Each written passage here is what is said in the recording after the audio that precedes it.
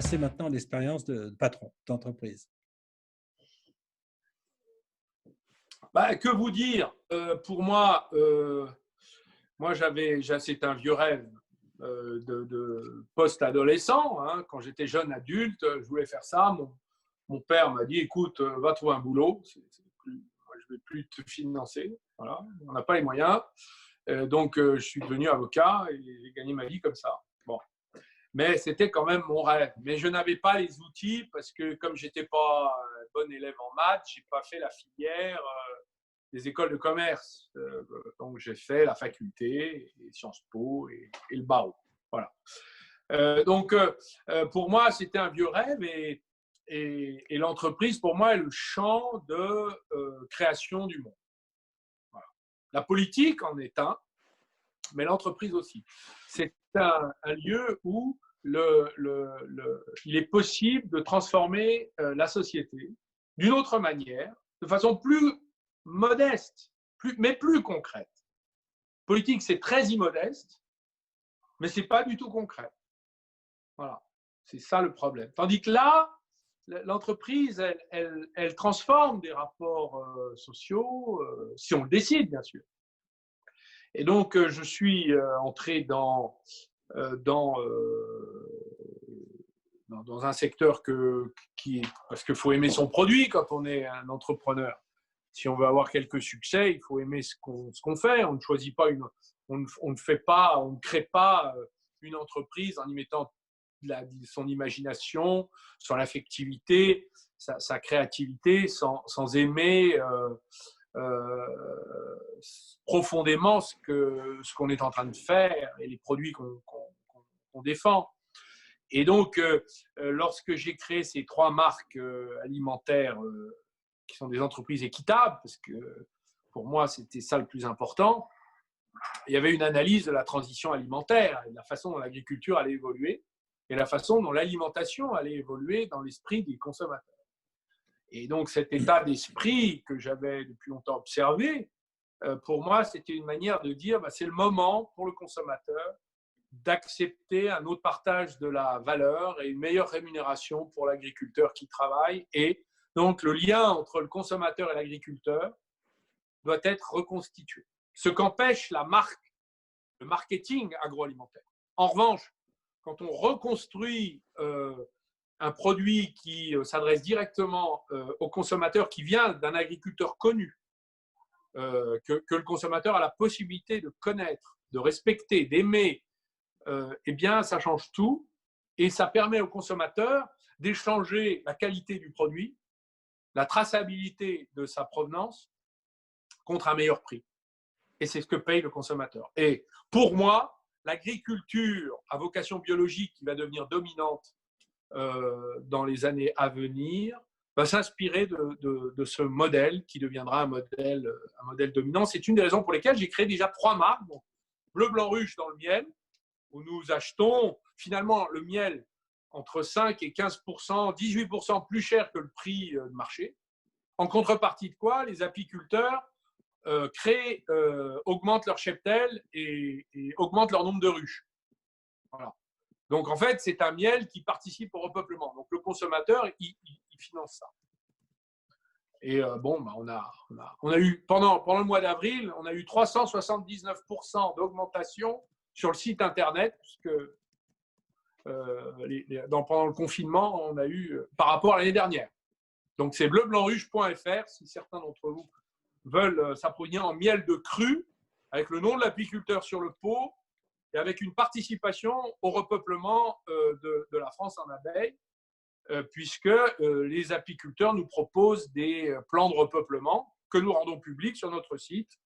Donc, nous avons installé en 2 ans 3350 ruches déjà. Il en manque plus de 500 000, donc on a encore du travail, vous voyez.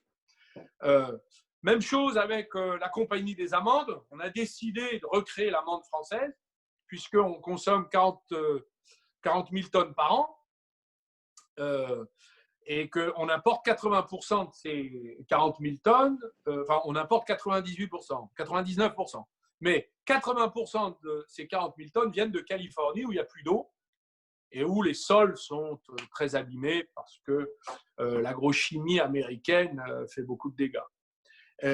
En 1948, en Provence, il y avait 12 000 hectares d'amandiers en Provence. Aujourd'hui, il n'y en a plus. Aujourd'hui, on produit 700 tonnes sur les 40 000.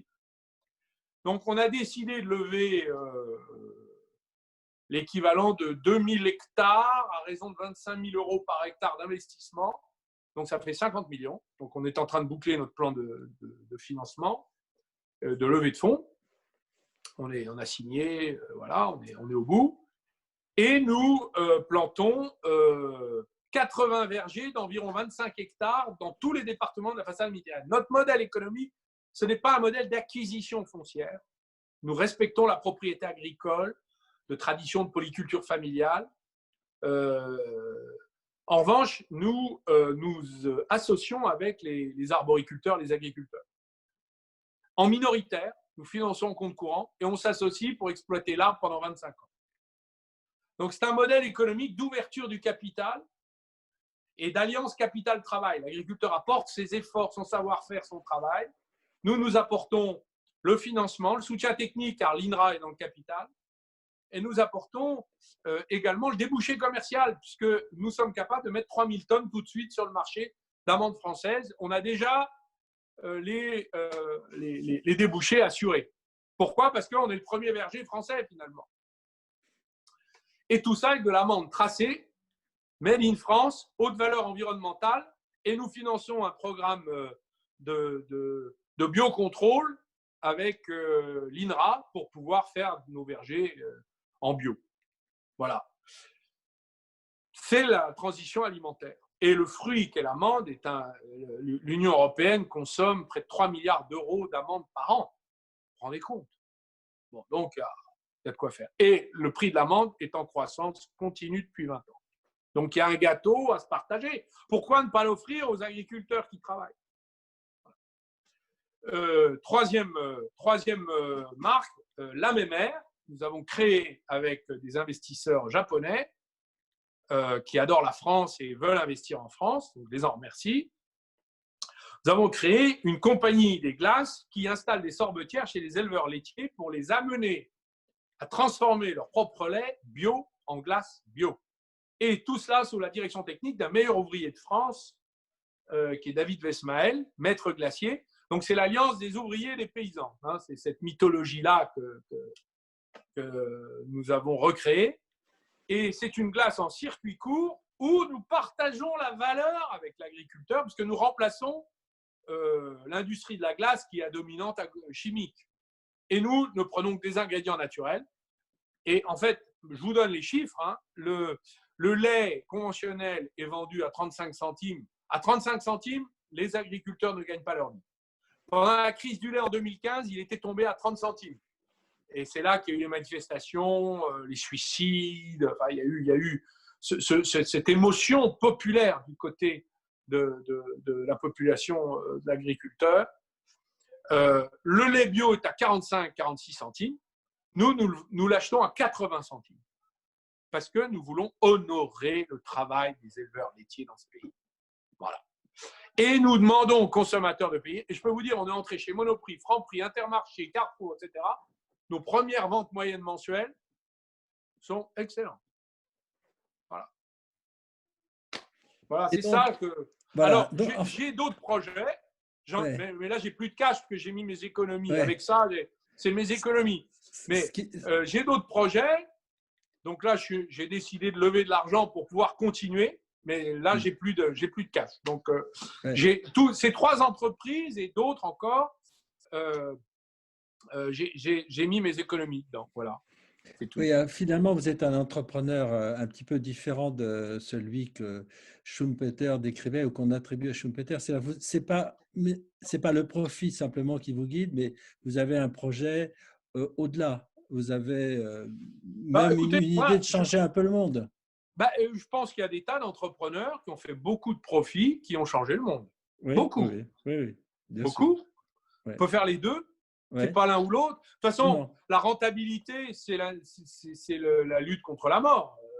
Si vous n'êtes pas rentable, vous mourrez. Oui, bien sûr. À un moment, vous ne pouvez plus. Bon.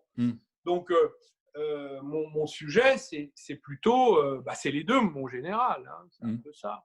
On essaie de gagner de l'argent, parce que si on ne gagne pas d'argent, on en perd. Donc, si on en perd, on disparaît. Donc, gagner de l'argent tout en transformant les conditions de vie des uns des autres. Moi, c'est ça qui m'intéresse. Ouais. Vous voyez ? Qu'est-ce qui change dans votre vie d'entrepreneur par rapport à votre vie de ministre et aussi, qu'est-ce que le ministre est pour vous aujourd'hui? À Ce supposer qui qu'il en change, si existe vous un. voulez, ce qui change, c'est d'abord, moi j'adore ce que je fais, c'est tout à fait passionnant. Il y a des corvées comme dans tous les boulots, hein. Il faut se taper des trucs un peu ingrats. Enfin, ça, quand j'étais avocat, c'était pas mieux. Quand j'étais ministre, c'était pas mieux. Donc, il y a pas de. C'est différent. Ce sont deux choses différentes. La vie d'entrepreneur est une vie pour moi créative et sans grande contrainte, parce que finalement, vous faites ce que vous aimez et vous choisissez ce que vous faites parce que vous l'avez aimé, ou vous l'aimez. Et donc, après, bah oui, il y a les banques. Bon, bah, on discute avec les banques. C'est sûr que les banques de terrain sont meilleures que les banques centralisées. Bien sûr, il y a l'administration, mais enfin, l'administration, elle applique les lois. Donc, quand on lit les lois, bon, c'est vrai que c'est un capharnaüm dans l'agriculture. Le contrôle des structures, le droit environnemental, c'est touffu, urticant, inutile pour moi, inutile. Il y a beaucoup de lois inutiles. Le recrutement, le recrutement, c'est l'union des hommes. Mais moi, j'ai toujours eu des problèmes de recrutement. En politique aussi. Bon, pourquoi ? Parce que les gens ont des aspirations et des frustrations. Donc, il faut essayer de jouer avec ça. Puis parfois, on ne trouve pas d'accord, donc ça ne marche pas.